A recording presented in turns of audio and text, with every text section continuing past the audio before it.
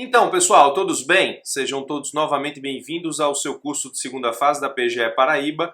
Esqueci de parabenizar você que está inscrito aqui no curso de segunda fase para a PGE Paraíba, sem saber ainda o edital e sem saber se a prova da segunda fase vai ser no mesmo final de semana da prova objetiva. Parabéns para você que é, pelo menos na ideia de preparação, uma pessoa cautelosa em relação aos seus estudos.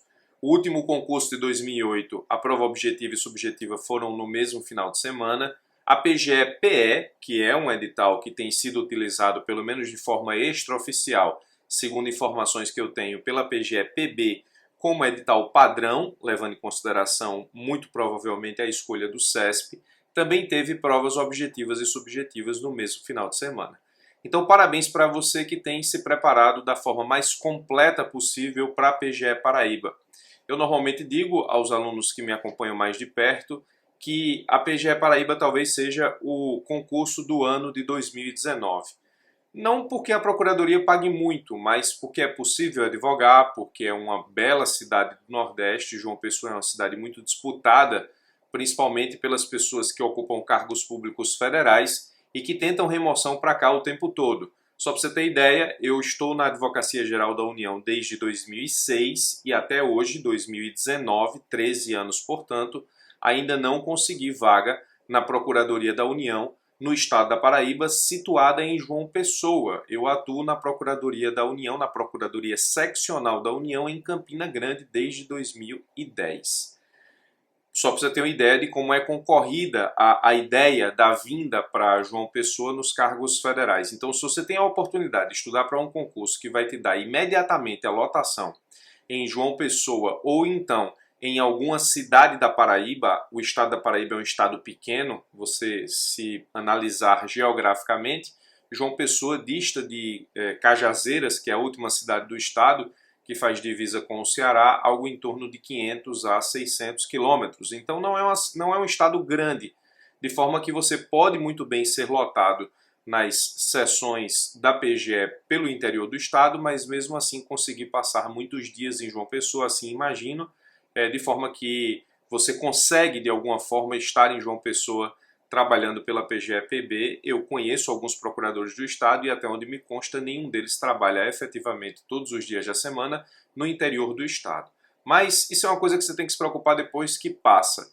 Mas é como eu lhe falei, a oportunidade é muito boa. João Pessoa é uma cidade muito boa, de custo de vida relativamente baixo se comparada às metrópoles e às grandes cidades do país. É uma cidade com muita calmaria. Eu realmente costumo dizer que João Pessoa é uma cidade de interior com praia, o que torna uma cidade extremamente agradável. Então você tem a chance e a oportunidade de passar no concurso para ficar em João Pessoa ou próximo a João Pessoa, de cara, sem ter que se preocupar com remoção. E nesse caso um concurso que, embora não pague muito bem em relação a algumas procuradorias de estado e em relação à própria Advocacia Geral da União, te dá a chance de advogar, e o fato de ser procurador do estado já te deixa numa posição muito interessante em termos de advocacia privada aqui no estado da Paraíba, onde as coisas são um pouco até provincianas, no bom sentido, é uma característica da advocacia do local. Mas é isso. Então, parabéns para você que estuda para os concursos, ou para o concurso da PGE e para os concursos da advocacia pública de uma forma geral, com bastante antecedência. Nós vimos a nossa contestação na nossa primeira aula. Vamos analisar agora como nós vamos fazer uma petição inicial em ação civil pública por ato de improbidade. Eu também acabei de colocar no sistema de vocês uma aula que eu ministro no curso de improbidade. Se você não faz o curso de improbidade, todos que são meus alunos aqui da PGE-PB, se não fazem o curso de improbidade, entrem em contato comigo que eu consigo um cupom de 50% de desconto para você fazer qualquer desses cursos tópicos que eu lancei. Mandado de segurança, improbidade, execução fiscal. Para todos os meus alunos eu consigo o cupom de 50% de desconto, você já é inscrito no curso. Você que infelizmente já pagou um pouco a mais pelo curso, eu não consigo te devolver o dinheiro, mas se você ainda não adquiriu qualquer desses cursos, eu consigo um cupom de 50% junto com a administração da escola, que tem vida própria, né? A administração da escola tem vida própria. Eu coloquei para os senhores uma aula sobre improbidade, que eu ministro no curso específico sobre improbidade, e nessa aula eu falo sobre os atos de improbidade do artigo 9º da Lei de Improbidade Administrativa. Então, eu trato especificamente desses atos e dentre os atos que são tratados nessa aula está o ato de improbidade objeto do nosso enunciado e, portanto, da nossa petição inicial em ação civil pública por ato de improbidade. Espero que a aula facilite o estudo dos senhores. Está lá o estudo completo do artigo 9º da Lei de Improbidade Administrativa, inclusive o disposto lá que especifica o ato de improbidade objeto da nossa inicial em ação civil pública. Também existe no campus dos senhores uma aula sobre os aspectos principais da petição inicial e aqui, obrigatoriamente, nós temos que adaptar todas aquelas características que eu coloquei à disposição dos senhores nessa aula sobre os aspectos principais, materiais, doutrinários, jurisprudenciais da petição inicial para a nossa inicial em ACPIA, Ação Civil Pública por Ato de Improbidade Administrativa. Eu vou responder porque sei que os senhores vão me perguntar, professor, por que eu não ingresso com ação de improbidade, por que eu ingresso com ação civil pública por ato de improbidade? A razão é muito simples e é até fácil. Quando o STJ, por meio da sua jurisprudência, disse que a probidade administrativa é direito difuso, o STJ abriu a possibilidade, a porta, a chancela, ou chancelou, na verdade, a possibilidade da utilização da ação civil pública para a defesa da probidade administrativa. A defesa da probidade administrativa está encarregada, efetivamente, da curadoria própria do Ministério Público e da pessoa jurídica de direito público interessada nos termos da LIA, e no caso específico nós temos aqui a pessoa jurídica de direito público interessada é o Estado da Paraíba. Então a curadoria da probidade administrativa, a proteção da probidade, a defesa da probidade compete ao Ministério Público e à União, Estados e municípios e às suas respectivas administrações indiretas para atos de improbidade praticados dentro das suas limitações administrativas. Então, quando o STJ disse que a improbidade administrativa é direito difuso, ele abriu a chancela para que a gente pudesse utilizar o processo coletivo ou o microsistema de processo coletivo para a defesa desse interesse constitucional. A defesa da probidade é um comando constitucional. Nós vimos isso de forma muito detalhada no nosso curso lá de improbidade. Mas a probidade administrativa, como comando constitucional ou como valor constitucional, cujo comando de proteção é direcionado ao Ministério Público e à advocacia pública, por assim dizer, ela tem, nesse caso, na jurisprudência do STJ, a chancela da utilização da ação civil pública e, assim sendo, nós temos a possibilidade da defesa desse valor constitucional por meio do microsistema de processo coletivo, porque, como disse o STJ ser a probidade de direito difuso. E se você tem a possibilidade, se você é legitimado para a utilização da ação civil pública e de todo o microsistema de processo coletivo que tem uma especialidade na proteção da tutela coletiva, por que você vai usar a ação ordinária para a discussão da probidade administrativa se você pode utilizar a ação civil pública para isso? Não faz muito sentido. Eu costumo comparar o seguinte: você pode sair de um lugar para outro montado numa Ferrari e você pode sair montado num carro popular.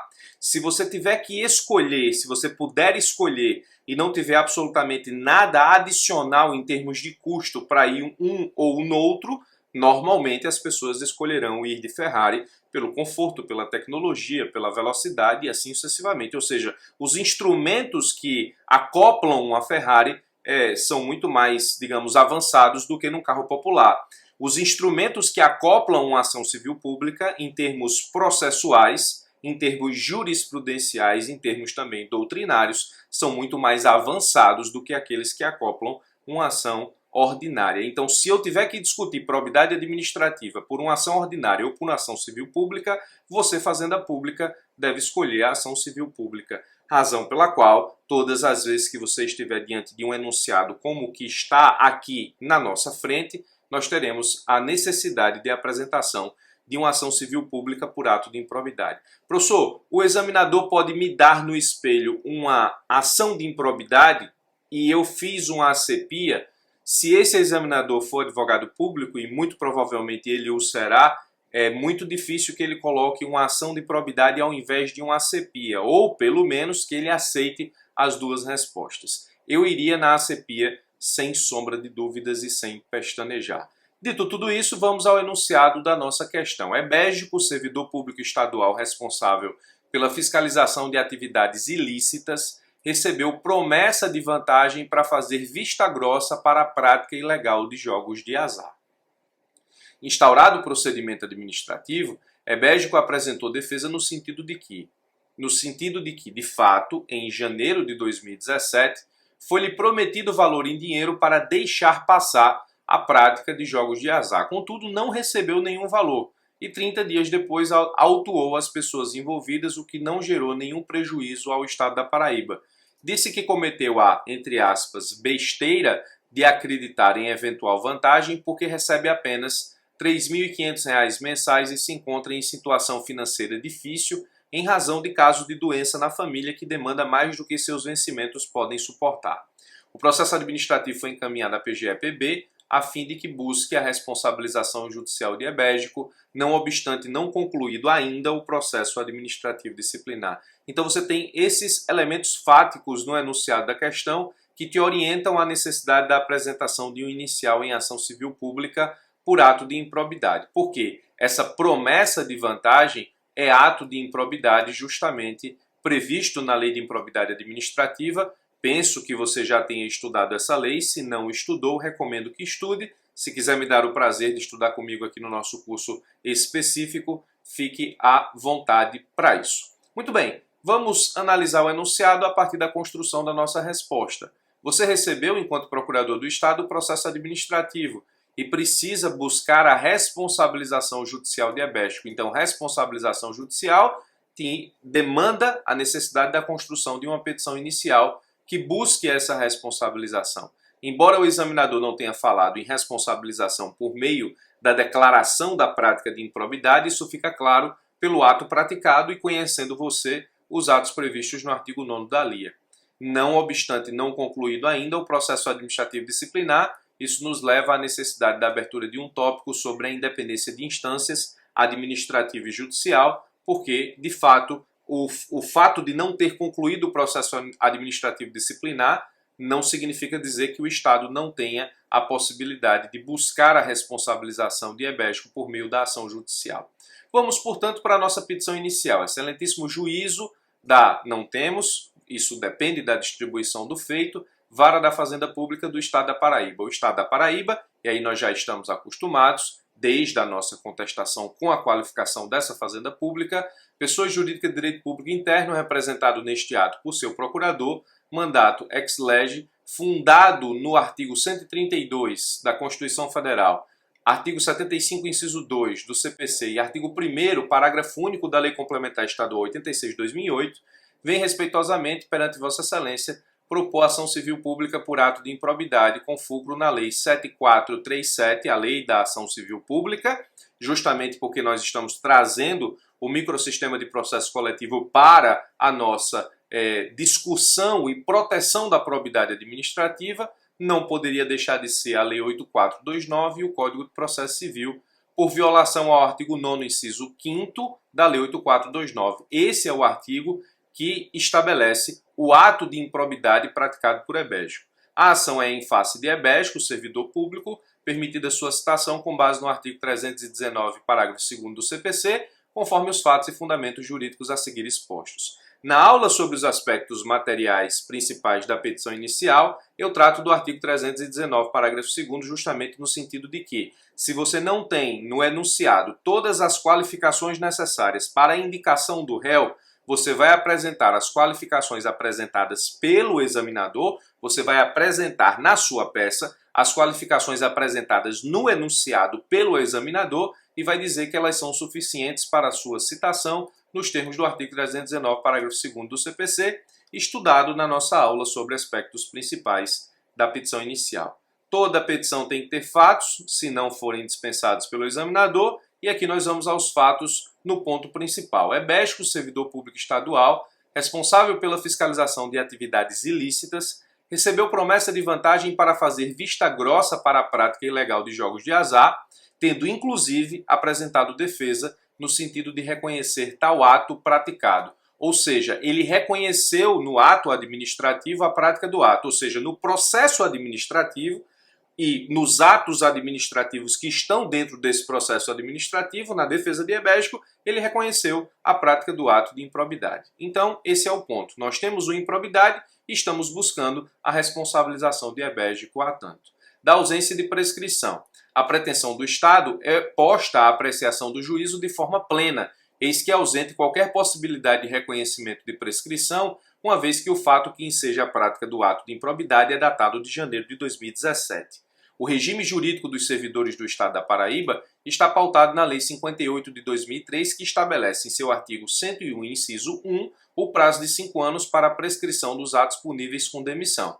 Por força do artigo 23, inciso 2 da Lei 8429, não se pode falar em prescrição da pretensão do Estado na presente ação civil pública. Aqui é importantíssimo porque justamente esse artigo 23, inciso 2 da Lei 8429, da LIA, diz que a prescrição do ato de improbidade aqui será justamente aquele estipulado pela lei que rege o servidor público quando lhe aplica a pena de demissão. A lei do Estado da Paraíba diz que são 5 anos a prescrição para os atos puníveis com demissão, razão pela qual não há prescrição.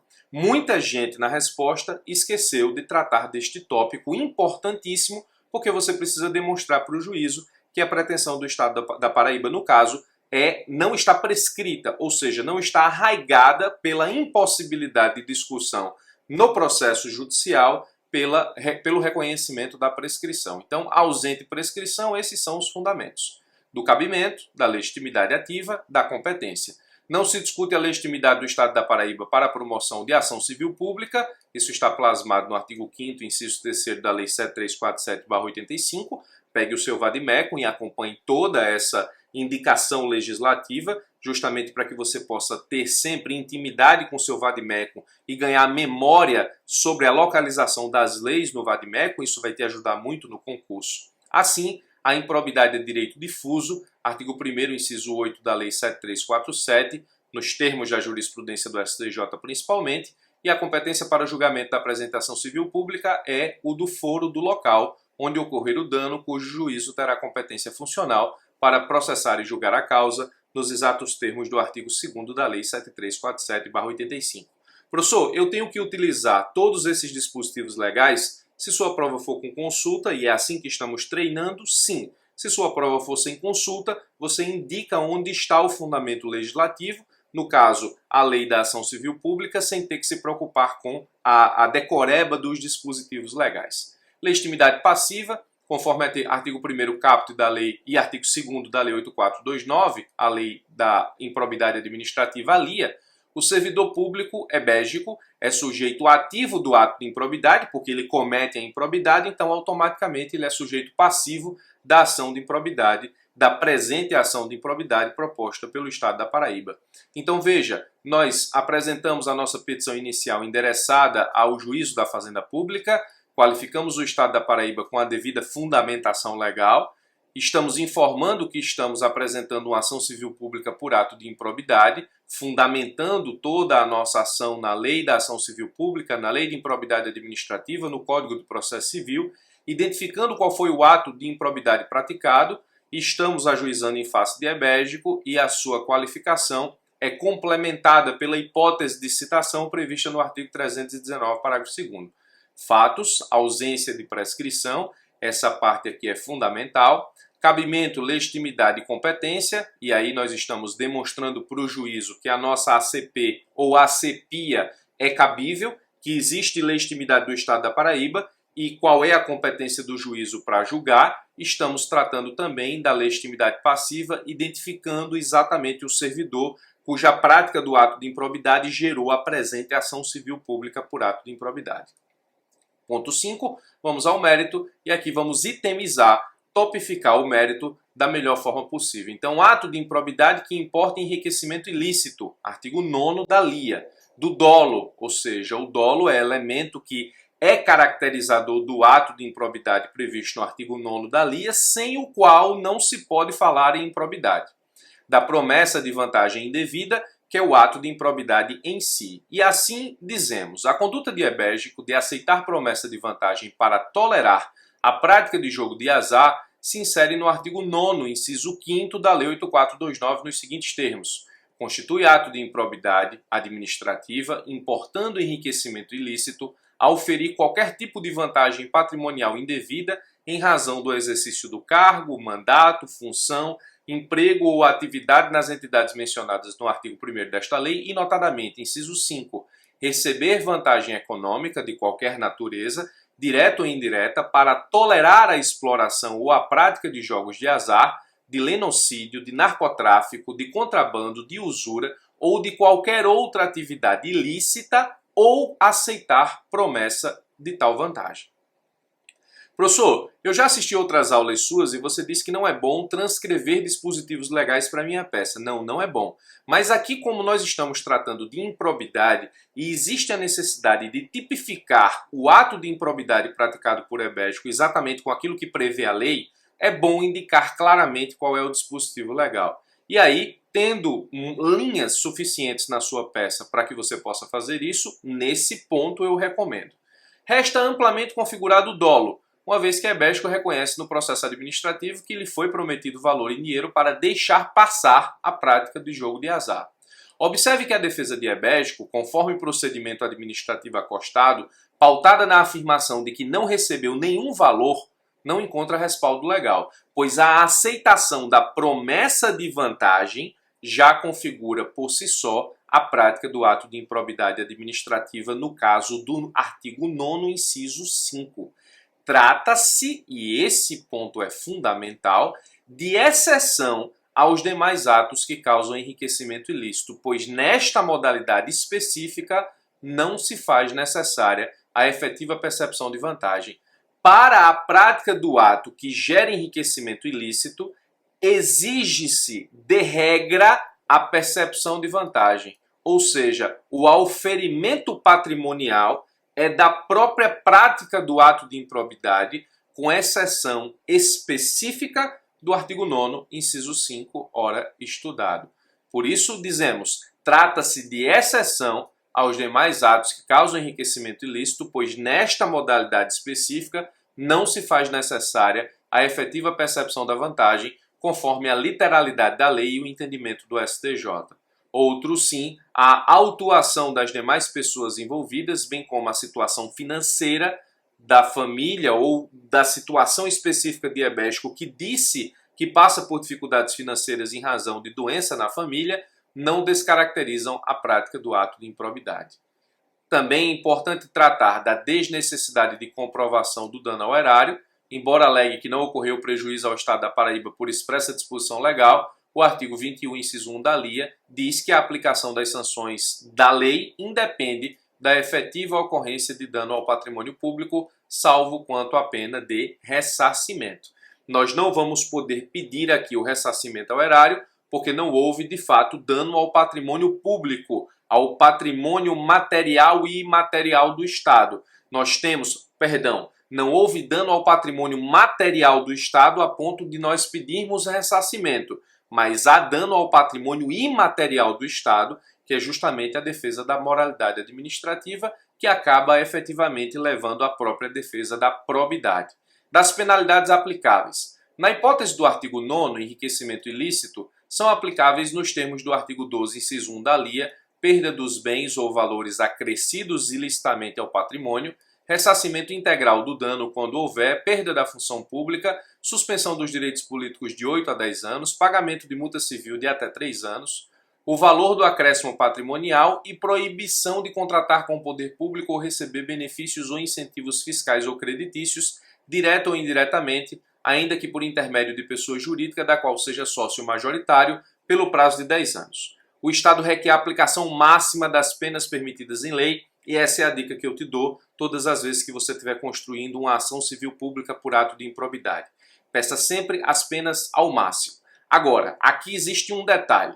Uma vez que não há acréscimo patrimonial no ato de improbidade praticado por ebédico, porque foi promessa de vantagem indevida, requer o Estado que a multa civil seja aplicada sobre a remuneração percebida pelo agente, e aí você aplica de forma subsidiária o que está previsto no artigo 12, inciso 3. Porque nesse caso, a multa civil para o 12, inciso 1, é até 3 vezes o valor do acréscimo patrimonial percebido pelo servidor quando da prática da improbidade. Não houve um acréscimo patrimonial, porque nesse caso você tem apenas uma promessa de vantagem indevida. Então você está pedindo aqui que a multa civil seja aplicada sobre a remuneração percebida pelo agente, ou seja, não pelo acréscimo patrimonial, porque ele não existe, mas pela remuneração percebida pelo agente, no caso por ebégico. Isso aqui é importante porque esse valor vai delimitar justamente aquilo que nós entendemos como o valor da causa. Independência das instâncias, conforme o artigo 12 da Lei 8429, existe independência das instâncias da Lei de Improbidade Administrativa e Disciplinar, motivo pelo qual a tramitação do PAD é independente em relação às sanções determinadas na ação judicial de improbidade administrativa, não havendo sequer bis in idem, caso o servidor seja punido nas duas esferas. Portanto, o fato de estar em andamento o PAD não afeta a possibilidade de ingresso em juízo da presente ação civil pública por ato de improbidade administrativa. Isso nós estamos tratando justamente porque o enunciado da questão traz no seu último parágrafo que você, na qualidade de procurador, precisa buscar a responsabilização de ebégico, não obstante não concluído ainda o processo administrativo disciplinar. Dito tudo isso, vamos, portanto, aos pedidos, que não são genéricos e não podem ser genéricos. Os pedidos da nossa ACPIA são bastante específicos, direcionados. Diante do exposto, requer recebimento da petição inicial e processamento nos termos do artigo 17 da Lei 8429, notificação da parte ré para se manifestar por escrito no prazo de 15 dias, artigo 17, parágrafo 7º da Lei 8429, aqui você precisa respeitar aquele procedimento inicial previsto na Lei de Improbidade Administrativa, que justamente é a notificação prévia do acusado para que apresente defesa prévia e somente depois dessa defesa prévia o juiz decida receber ou não a inicial. Após decorrido o prazo acima mencionado, seja aceita a petição inicial e citado o réu pessoalmente no local inicialmente indicado para, querendo, vir a responder os termos da presente ação sob pena de aplicação dos efeitos da revelia. Então esses três primeiros pedidos são o recebimento da inicial, que vai depender primeiro da notificação do interessado para apresentação de defesa prévia. Só após essa notificação, o juiz vai analisar se recebe ou não a inicial. Quarto pedido, a condenação da parte ré nas sanções relacionadas ao artigo 12, inciso 1, pela prática da infração descrita no artigo 9º, inciso 5 da Lei 8429, a intimação do Ministério Público para atuar como fiscal da ordem jurídica, isso está no artigo 17, parágrafo 4º da Lei 8429, protesta provar o alegado por todos os meios de prova admitidos em direito, dá-se a causa o valor de R$ 10.500, que é 3 vezes a remuneração de ebégico, justamente porque pedimos a aplicação subsidiária do artigo 12, inciso 3 da LIA, e aí, terminando, local e data, Procurador do Estado da Paraíba, e com isso finalizamos a nossa petição inicial. É uma petição inicial em ACPIA, Ação Civil Pública por Ato de Improbidade Administrativa, que trata de um ato de improbidade com exceção prevista na própria Lei de Improbidade no que diz respeito à necessidade do auferimento de vantagem patrimonial para a prática do ato de improbidade. Nós vimos aqui que a mera promessa de vantagem indevida é suficiente para caracterizar o ato de improbidade ora analisado, quando diz no final do inciso 5 do artigo 9, ou aceitar promessa de tal vantagem. Isso gerou efetivamente a necessidade de demonstração da exceção do ato de improbidade ora praticado. Isso também gerou a necessidade do pedido de aplicação subsidiária do artigo 12, inciso 3, porque como não houve acréscimo patrimonial, a multa civil a gente pediu para calcular em cima da remuneração de ebégico, 3 vezes isso, o que deu inclusive aqui o valor da causa, o que foi esquecido por muita gente. Essa foi a nossa petição inicial em ação civil pública por ato de improbidade no nosso curso da PGE Paraíba. Fico à disposição para dúvidas e questionamentos. Grato pela sua paciência e atenção. Forte abraço e até os nossos próximos encontros.